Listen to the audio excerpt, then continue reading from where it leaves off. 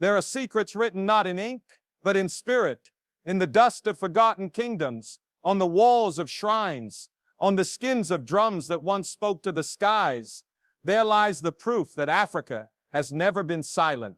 Long before Europe claimed its alphabets as the measure of civilization, the lands of Nsibidi and Ifa Odu were already painting eternity with symbols of wisdom. These were not mere scripts. They were mirrors of the divine order, language born of rhythm, soul, and balance. And yet history was rewritten to make us forget, to erase the idea that Africa wrote its destiny long before invaders ever arrived. But the truth lives on, whispering in the folds of time. Nsibidi and Ifa Odu are not just letters. They are Africa's sacred testament that we were creators of knowledge, not its students. Imagine Nsibidi, the ancient language of signs that flowed from the hearts of the Igbo and Ekpe societies. It was not written for books. It was carved into walls, drawn in the air, etched into the memory of men and women who understood that truth is not always meant to be shouted. It can also be danced. Each symbol of Nsibidi carried layers of meaning: justice, unity, love, covenant, and those who mastered it carried the weight of leadership, for they understood both the seen and unseen worlds. When the colonizers arrived, they called it primitive. They could not read it, so they believed it had no meaning. But how could they read the language of spirits when they only knew the language of conquest? Nsibidi did not die. It transformed. It went underground into secret brotherhoods and the symbols of masquerades, waiting for a time when Africa would remember again. Then there is Gaze, the immortal language of Ethiopia. It was not simply a tongue, it was a bridge between heaven and earth, used in temples, courts, and chronicles. When others called Africa dark, Gaze was already writing light. It recorded kings and queens, their wisdom and battles, their faith and vision. Every letter carried the vibration of time, a script that held within it the memory of empires that stretched from Axum to Nubia. Gaze preserved knowledge when Europe was in its night. It stood like a candle burning in the wind of history, refusing to go out. And though today it sleeps within ancient scrolls and monasteries, it still breathes in every Ethiopian who speaks of origin, of dignity, of divine order. Gaze reminds us that to write one's story is to refuse erasure, and to guard one's tongue is to guard one's soul. And then Ifa Odu, the sacred corpus of Yoruba wisdom, where Nsibidi wrote in symbol and Gaze in script. Ifa Odu wrote in rhythm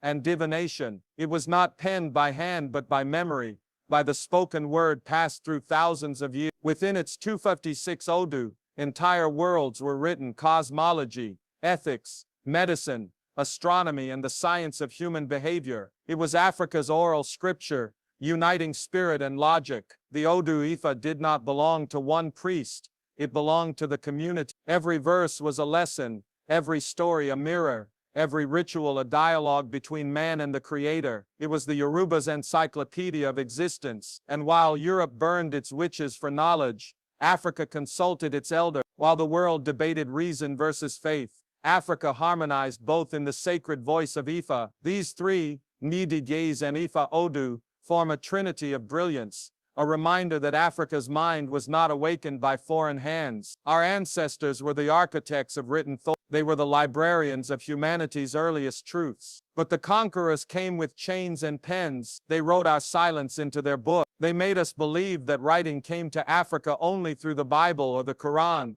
But centuries before those pages turned, the walls of Nsibidi already spoke, the ink of Gaze already flowed, and the verses of Ifa Odu already sang. The colonizer did not bring literacy, he brought amnesia. And yet amnesia cannot erase the soul, it can only delay its awakening. Today that awakening has begun. Young Africans are decoding Nsibidi again, scholars are restoring Gaze manuscripts, and Yoruba priests are digitizing the sacred Ifa verses. History is returning to its rightful owner. The world watches in surprise, but this rebirth is not new. It is the return of memory. For centuries we were told to believe that intelligence was Western, that philosophy was Greek, that civilization began with Rome. But how can Rome claim birth when Axum was already thriving? How can Greece boast thought when Ifa was already teaching the science of balance? How can Europe claim literacy when Nsibidi was already carving truth on stone and skin? The lie was large, but the truth was patient. In the silence of centuries, Africa's scripts whispered to those who still listened. They whispered to the griots, who kept the oral history alive, to the drummers who played in code, to the carvers who inscribed hidden meanings in their art. The enslaved carried these symbols in their hearts across oceans. Needy signs appeared in Caribbean art. Yoruba verses hid within the songs of Brazil and Haiti. The spirit of gaze found echoes in the psalms of the scripts refused to die because they were not just alphabets. They were living languages of resistance. To destroy them would be to destroy the African soul itself, and that soul is indestructible. What the world must now understand is that these scripts were not about words. They were about worldview. Needy taught that wisdom is shared through symbols of community. Gaze taught that writing is sacred duty. Ifa Odu taught that knowledge must serve harmony. Each of them reflected Africa's greatest truth, that knowledge without spirit is empty. While other civilizations built their scripts for empire and dominance, Africa built hers for remembrance, for healing, for the unity of all things. That is why the rediscovery of these scripts is not just archaeological. It is spiritual, cultural, and intellectual resurrection. The time has come for Africa to write again, not just in foreign letters but in her own voice, her own rhythm, her own philosophy. The rediscovery of Needy Gaze and Ifa Odu is not nostalgia, it is power. It tells every African child that they descend from writers, thinkers, mathematicians, and sages who did not wait for permission to speak truth. It tells the world that the story of civilization is incomplete without Africa's chapters restored, and it tells us that to rebuild the future we must first rewrite the past with honesty.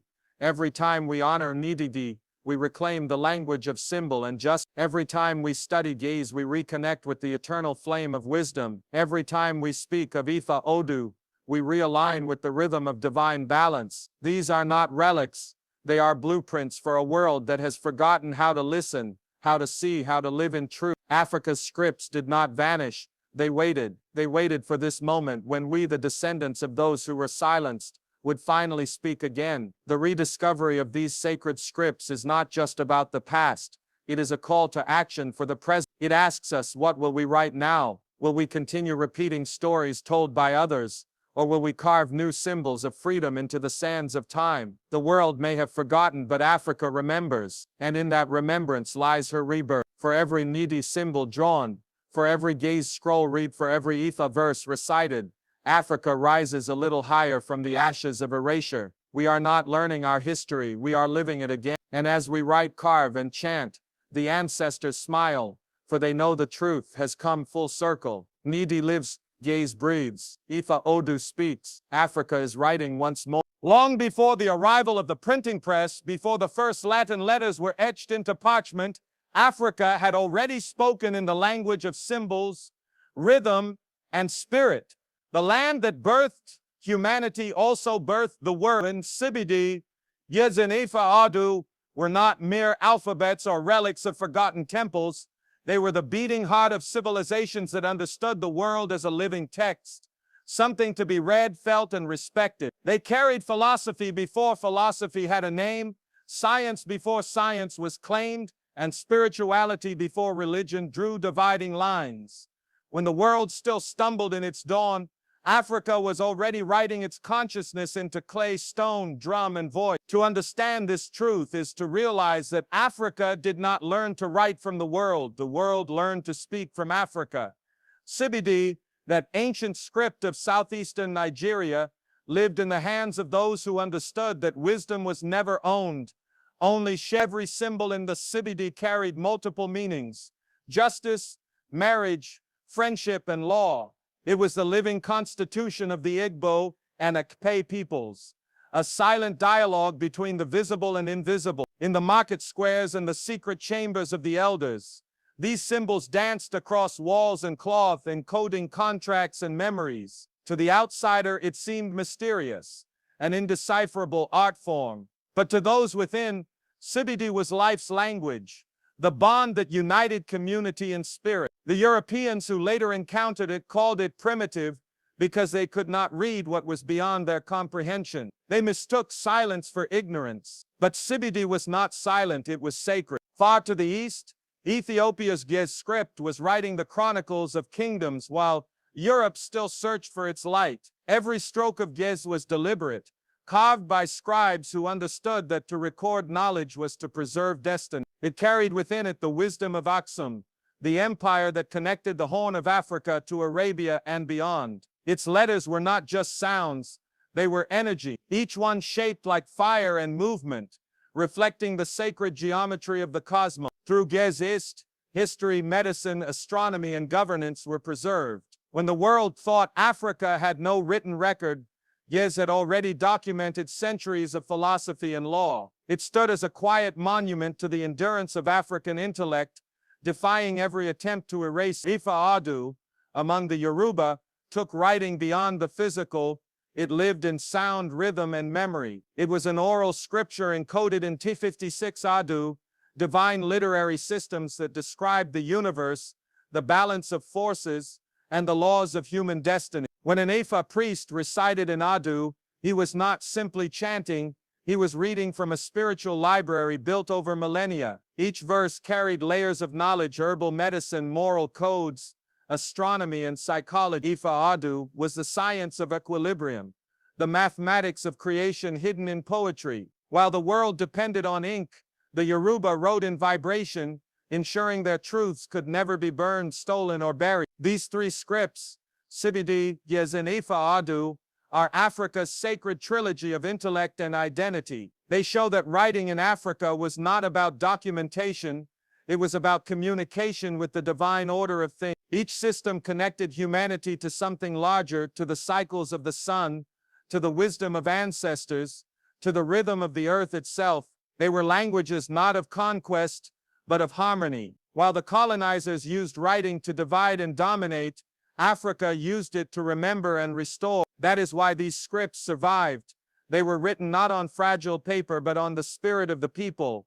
When the colonial powers arrived, they could not understand such depth. They came with letters and laws, declaring Africa illiterate, while standing on soil that had been documenting its existence for centuries. They burned temples, destroyed libraries, and ridiculed oral tradition. Yet even as they silenced the drums, the knowledge encoded within Ifa's verses lived on. Even as they banned Nsibidi societies, the symbols found their way into secret art, body markings, and diaspora cultures in Cuba, Haiti, and Brazil. Even as they dismissed Gezait, the monks continued to write in hidden monasteries, their candles burning quietly against the storm of conquest. Africa's written spirit refused to die. It simply went underground, waiting for a new dawn. Now that dawn has come across the continent and the diaspora. People are rediscovering these sacred languages. Scholars are studying Nsibidi's complexity. Linguists are reviving Gez manuscripts. Yoruba priests are preserving and translating the Adu Ifa for modern generations. Each rediscovery is not just academic, it is revolutionary. It reclaims identity from distortion. It tells every African child that civilization did not come to Africa. Civilization began here. It reminds us that the same intellect that built pyramids and mapped the stars also invented languages that spoke to the human soul. Africa wrote first.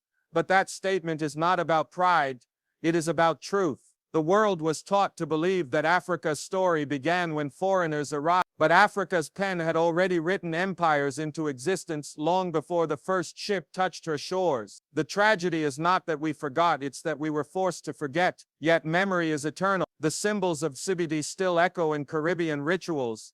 The sound of Gez still resonates in ancient hymns. The voice of Ifa still whispers in the winds of Yoruba lands. The past is not gone, it waits for recognition. When we study these scripts, we are not looking backward, we are awakening forward. We begin to see how Africa understood the unity of all things, how language was never separated from life, how writing was always intertwined with meaning. These scripts teach that knowledge is sacred, that every word carries weight, and that wisdom belongs to the collective. They challenge modern humanity to rethink what it means to be literate, not in alphabet, but in awareness. Africa wrote first, because Africa understood that the word is creation itself. Every Nsibidi symbol drawn, every Gez line penned, every Ifa verse spoken was an act of rebirth. To reclaim them now is to reclaim our rightful place in the world's memory. For too long, Africa's brilliance has been buried under the ashes of colonial lies. But these scripts rise like phoenixes, proving that you cannot silence a civilization whose language is written in the soul. Today, as we trace these lines and recite these verses, we are not reviving ancient scripts, we are reviving the African mind, the mind that once looked at the stars and saw not chaos but pattern, the mind that saw language as a bridge between the human and the divine, the mind that still beats in every descendant who feels the pull of heritage. Africa wrote first, and now she writes again, not in imitation but in remembrance, not to compete but to remind. For when Africa writes, the world remembers where the story truly began. The language of the soul is the oldest and most enduring song humanity has ever sung. It is not spoken in vowels or consonants, nor written with the pens of empires, but carried through the pulse of memory, fire, and truth. Before alphabets were carved into stone in distant lands, Africa already spoke through symbols that breathed. Nsibidi, Gigis, and Ifa Odu were not just scripts, they were the mirrors of a civilization that understood writing as a sacred act, where words were not written to impress but to remember. These scripts were not letters on parchment, they were maps of the unseen world, written by people who knew that knowledge was both a weapon and a blessing. They did not write for kings, they wrote for eternity. Nsibidi of the Igbo and Cross River people spoke in spirals and curves, a silent dance of meaning shared between those initiated in its mystery. It was not a language of colonizers or conquerors, but of communities who believed that understanding should be earned. Its symbols told stories of law, love, lineage, and spirit. Each line curved like a river, each dot carried the echo of ancient councils beneath the trees, each shape binding generations in unbroken memory. When Nsibidi was outlawed, when its scrolls were burned and its symbols were hidden in the calabashes of masquerades, the people did not forget. They carried it in songs, in masquerade steps, in cloth patterns, in secret brotherhoods that refused to let silence kill truth. The language did not die. It changed its form to survive, waiting for the world to be ready again. Grodes, born in the highlands of Ethiopia, was the breath of ancient priests and kings. It was the voice that carried prayers into the heavens and laws into the earth. Its script, chiseled on stele and written on goatskin manuscripts, still glows with the light of civilizations that built their faith not on foreign tongues, but on their own divine language. Grodes connected humanity to ancestry. It told stories of migration, prophecy, and power. It taught to the sacred fire that once burned in Axum and echoed across the Horn of Africa. Grodes was the key that unlocked Ethiopia's continuity, the reason her history stands unbroken when many others were erased. Through invasions, conversions, and modern forgetfulness, Grodes still whispers. It whispers in the chants of monks at dawn, in the pages of texts that survived fire and exile, and in the hearts of those who understand that to write in your own script is to speak your own destiny. The world may think of Ethiopia as isolated, but through Giz, she conversed with heaven itself. Then came Ifa Odu, the sacred code of the Yoruba, not written in ink but spoken in rhythm and memorized in spirit.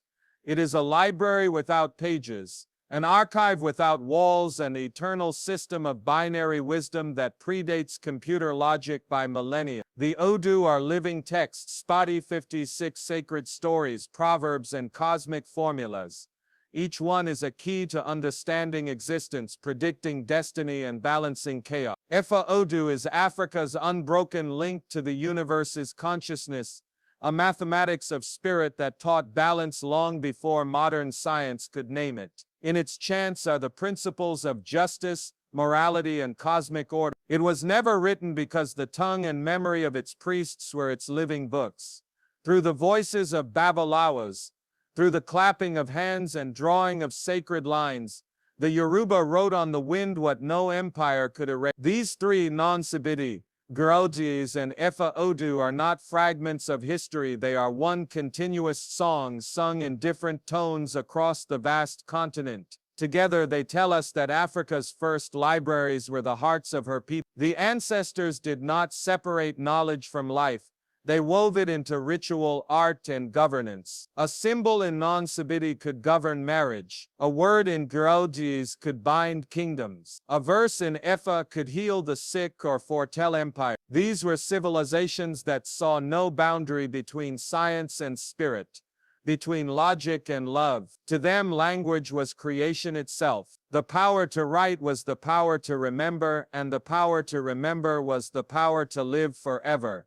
Yet how easily the world forgot, how quickly the colonizers taught that writing began elsewhere, that civilization needed to be imported. They pointed to Greek letters, to Latin, to Arabic, and ignored the symbols that had once turned wood, bone, and stone into sacred memory across the Niger and Nile. But truth, no matter how deeply buried, rises like a seed through time. The rediscovery of Nsibidi in the 20th century, the revival of Giroudis among Ethiopian scholars, and the global awakening to the wisdom of Ifa are not coincidences. They are the return of memory. They are Africa's way of reminding her children that they were never illiterate, never primitive, never voiceless. The ancient scripts were not lost. They were waiting for us to listen again. When you read Nsibidi today, you are not just decoding symbols, you are resurrecting ancestors. When you hear Giroudis sung in a cathedral or temple, you are listening to the voice of millennia. When you study Ifa Odu, you are peering into the quantum logic of creation itself. These are not relics. They are blueprints. They show us how Africa once viewed writing as sacred dialogue between humanity and the divine order of the universe. They remind us that knowledge without soul is empty, that wisdom must be lived, not memorized. And above all, they tell us that the African mind once held the keys to harmony between body, spirit, and cosmos. Imagine if our schools taught these scripts, not as curiosities but as the intellectual triumphs they are. Imagine seeing Nsibidi alongside hieroglyphs in textbooks, or Ifa's mathematical codes beside binary computing. Imagine hearing children chant Giroudis with pride, knowing their ancestors wrote before many of the world's so-called first civilizations. The return of these scripts would not just rewrite history, it would rewrite identity. It would remind every African child that their ancestors were thinkers, philosophers, scientists, and keepers of cosmic law. Nsibidi, Giroudis, and Ifa Odu together form Africa's hidden written legacy. They are the proof that the continent's greatness was never buried. It was disguised as mystery. They are the unbroken chain linking Ethiopia's ancient manuscripts, Nigeria's carved symbols, and Yoruba's spoken wisdom into one continental consciousness. They teach us that to rediscover our scripts is to rediscover ourselves. Because when Africa learns again to write in her own tongue, she will not only recover her past, she will command her future. Before ink met parchment, before alphabets conquered the world, Africa was already writing. Her stories were carved into the air, whispered in drumbeats, drawn in sand, and etched into the bones of her people's memory.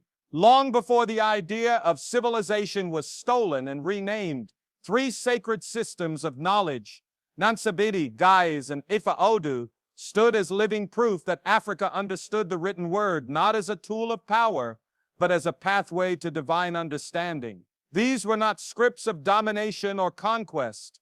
They were languages of the soul, reflections of civilizations that saw writing as a living covenant between human and spirit, between the seen and the unseen. Nsibidi, born from the heart of southeastern Nigeria among the Ekpe and Igbo peoples, was not a language you simply read, it was one you earned the right to see. Its symbols were sacred maps of existence: law, love, war, peace, kinship, and truth, all told through spirals, curves, and geometric forms that carried more meaning than any alphabet could contain. It was the language of the initiated, a system of visual poetry that taught that words were sacred energies, not commodities to be sold or spoken carelessly. When outsiders came with their books and declared that the African mind had no script, Nsibidi was already centuries old, hidden in cloth patterns, wall carvings, and the silent symbols exchanged in the eyes of those who remembered. The colonizers saw drawings, they never saw the depth. Nsibidi's beauty lay in its mystery. It could speak through gesture, symbol, and silence. When writing became forbidden, the people encoded it into masquerade rituals and body art. Nsibidi did not die, it disguised itself to survive. Even today, every line drawn in the Ekpe society's symbols is an act of rebellion against the idea that African knowledge must be approved by foreign tongues. Far to the east, high in the Ethiopian plateau, Guys flourished as one of humanity's oldest written languages. It was not borrowed, it was born. Carved into stelae and written on parchment with ink made from soot and faith, Guys became the heartbeat of Ethiopian civilization. Through it, emperors recorded laws, scholars preserved wisdom, and poets sang of divine order. Every curve and line of the Guys script carried both phonetic sound and sacred rhythm. It was the bridge between heaven and earth, used not only in temples but in chronicles, philosophy, and science. Unlike languages that evolved into silence, Guys became eternal through devotion. It survived conquest, conversion, and centuries of cultural war. Even today, its chants rise in the dawn mist from the highland monasteries of Ethiopia, echoing the same tones that once reverberated in Aksum's golden age. Guys is more than an ancient language.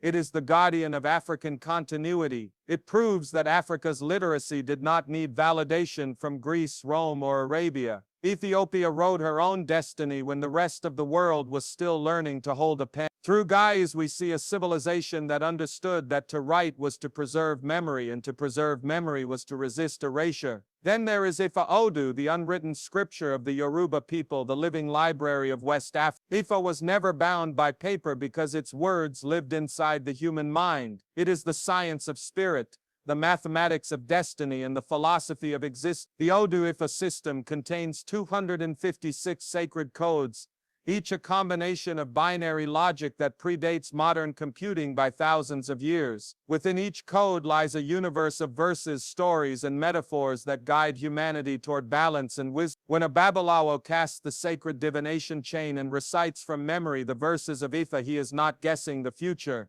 He is accessing an ancient algorithm of truth. It is the African way of understanding cause and effect, action and consequence, the physics of morality. Ifa Odu shows that knowledge need not be written to be eternal. The mind itself was Africa's first tablet, and memory was its ink. In every word spoken, the Yoruba remembered that sound carries vibration, and vibration creates reality. Thus, Ifa became a language of manifestation, a living proof that African intellect was both scientific and spiritual long before the world made the two enemies. Together, Nsibidi, Guys, and Ifa Odu form a triangle of African genius, one visual, one written, and one spoken, all rooted in the same truth that knowledge is sacred and must be lived, not just learned. These were not mere communication tools, they were systems of governance, justice, education, and healing. Nsibidi encoded laws for the Ekpe society and resolved disputes without written courts. Guys documented history and cosmology in words that outlasted empire. Ifa Odu guided entire communities through moral dilemmas and collective decisions. Each of them in its way protected the mind from colonization. They taught Africans that to write or speak was to wield power,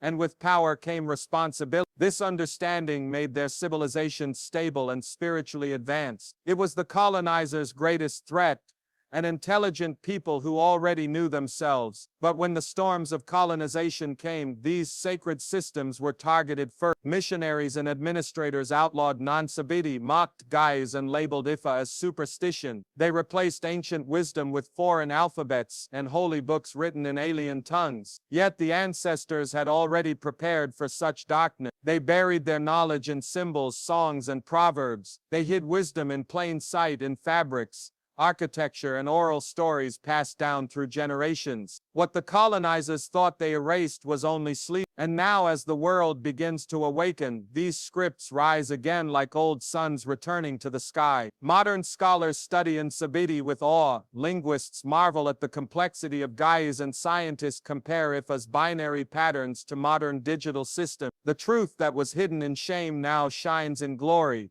To rediscover these three is not just to reclaim lost knowledge, it is to resurrect a part of the human soul. Nsibidi reminds us that the unseen holds power. Gaius reminds us that written heritage can withstand time itself. Ifa reminds us that knowledge must live within us, not only around us. Together they teach that Africa's story is not one of lostness but of endurance. Every African child who learns about these systems learns that their ancestors were not primitive. They were architects of knowledge. They knew that wisdom is not measured by how much one writes, but by how deeply one understands. Imagine a future where Nsibidi symbols decorate universities, where Gaius is taught as proudly as Latin, and where Ifa's logic inspires new philosophies and technology. Imagine a generation of Africans who no longer need foreign alphabets to express their thoughts, who write and speak with the confidence that their heritage predates most written civilizations on earth. This is not fantasy, it is prophecy, because what is written in truth cannot remain forgotten. The ancestors left their signatures across time, not for the world to admire but for their children to rediscover. Nsibidi, Gaius and Ifa Odu were never meant to stay hidden.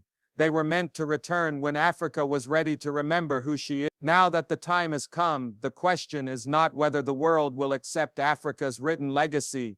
The question is whether Africa will accept her own. The return of these scripts will mark not just an academic awakening, but a spiritual rebirth. For when a people reclaim the power of their own words, they reclaim the power to define their own future. And in that moment, the forgotten language of the ancestors will once again speak through the children of tomorrow, reminding the world that Africa did not learn to write from anyone. Africa taught the world what writing truly means.